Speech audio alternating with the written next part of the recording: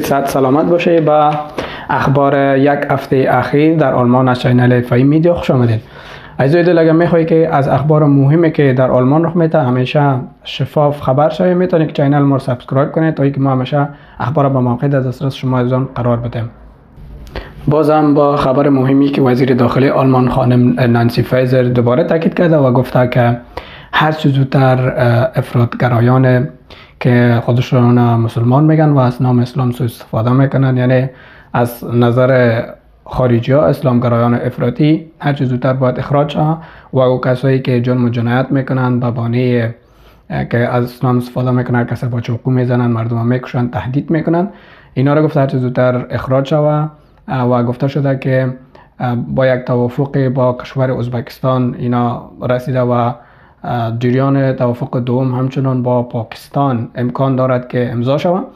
اما از دل شمایی که مسلمان هستید و در آلمان زندگی میکنید متوجه باشید که خب در کل یک گپ هست که میگه مجازات عمومی. فعلا یک کاری را که امو سلیمان نام کرد، یک افسر پلیس به قتل رساند، نالی داره جزایش شاید اکثریت مردم بیگناه ببینه. پس متوجه باشه که اندک اشتباه سبب اخراج شدن تان از آلمان میشه.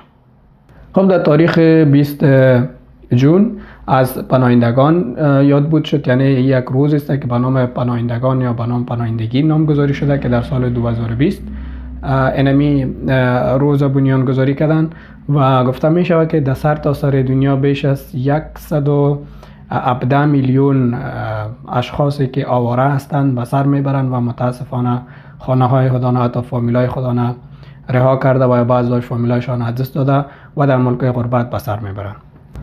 پیدا شدن جسد دختر 15 ساله در دریای راین که گفته می شود تحقیقات ابتدایی نشان میده که فامیلی را متهم ساخته و گفته شده که دختر کدام کاری انجام داده، به خاطر ازمی فامیل از دختری را به قتل رسانده و شواهدی از موتر فامیل از به دست آمده و فعلا پدر و مادر از دختر در زندان تحت تعقیب نیروهای امنیتی آلمان قرار دارند.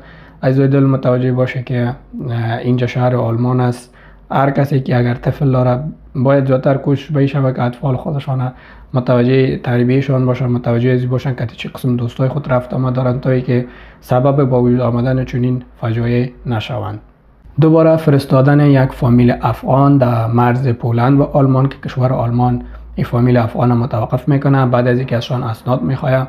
فامیل اسناد و مدارک تثبیت هویت و یا اقامه نمی داشته باشه، از این خاطر پلیس های مرزی آلمان ایرا دوباره به شهر پولند و کشور پولند میفرسته که کشور پولند همچنان واکنش نشان داده و از کار دولت آلمان ناراضی است. گفته اگر وقتی کسی را میفرسته باید امرای ما در جریان میمانده.